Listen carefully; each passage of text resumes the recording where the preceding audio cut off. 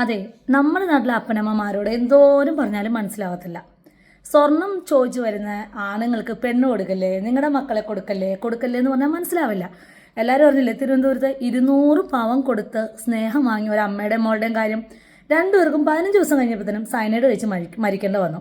ഇനിയെങ്കിലും നിങ്ങളൊന്ന് മനസ്സിലാക്കുക, നിങ്ങളുടെ മക്കളെ നിങ്ങൾ പഠിപ്പിക്കുക. നിങ്ങൾ കൊടുക്കുന്ന 200 പവനൊന്നും വേണ്ട, ഒരു 20 പവൻ മതി നിങ്ങളുടെ മക്കൾക്ക് നല്ലൊരു എഡ്യൂക്കേഷൻ കൊടുക്കാൻ. അങ്ങനെ എഡ്യൂക്കേഷൻ ഉണ്ടാക്കി കൊടുക്കുമ്പം നിങ്ങളുടെ മക്കൾക്ക് വേണ്ടത് നിങ്ങളുടെ മക്കൾ തന്നെ ഉണ്ടാക്കിക്കോളും. അപ്പോൾ എന്താവും, അവർക്ക് കോൺഫിഡൻസ് ഉണ്ടാവും, അവർക്ക് അവരെക്കുറിച്ച് തന്നെ ഒരു മതിപ്പുണ്ടാവും. അപ്പോൾ അതാ ഇങ്ങനെയുള്ളവന്മാരുടെ ഒന്നും ജീവിതത്തിലേക്ക് കയറിക്കൊണ്ടേ തല വെച്ച് കൊടുക്കത്തില്ല. അപ്പോൾ അവർക്ക് മനസ്സിലാവും യഥാർത്ഥത്തിലുള്ള സ്നേഹം എന്തുമായിരുന്നു, ശരിക്കുമുള്ള എന്താ പറയുക അത്യാർത്ഥി എന്താന്ന്. പക്ഷെ നമ്മുടെ നാട്ടിലെ അമ്മമാർക്കും അപ്പന്മാർക്കും അത് മനസ്സിലാവില്ല. കാരണം എന്താണെന്ന് വെച്ചാൽ കൊടുക്കുന്ന സ്നേഹത്തിലാണ്, സ്വന്തം കൊടുക്കുന്ന സ്വർണത്തിലാണ് നമ്മുടെ പവർ, അല്ലെങ്കിൽ അത് മറ്റുള്ളവരെ കാണിക്കുമ്പം അതാണ് ഒരു വലിയ കാര്യം എന്ന് ചിന്തിച്ച് വരുമ്പം ഓർക്കുക, നമുക്കൊക്കെ നഷ്ടപ്പെടുന്നത് നമ്മൾ സ്നേഹിച്ച് വർഷങ്ങളോളം സ്നേഹിച്ച് വളർത്തിയ നമ്മുടെ പൊന്നു മക്കളെയാണ്.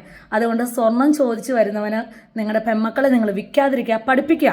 നിങ്ങൾക്ക് കൊടുക്കാവുന്ന മാക്സിമം എഡ്യൂക്കേഷൻ കൊടുക്കുക. 23, 24 വയസ്സിനുള്ളിലൊക്കെ മക്കൾ പിടിച്ച് കെട്ടിച്ചു വിടേണ്ട കാര്യമൊന്നുമില്ല. അന്നേരം കെട്ടിച്ചു വിട്ടുവിടുന്ന് കരുതിയിട്ട് ഒരു പ്രയോജനം ഉണ്ടാകാൻ പോകുന്നില്ല ലൈഫിൽ. ഓക്കെ, സോ നമ്മുടെ മക്കളെ നമ്മൾ പഠിപ്പിക്കുക. Okay, thank you.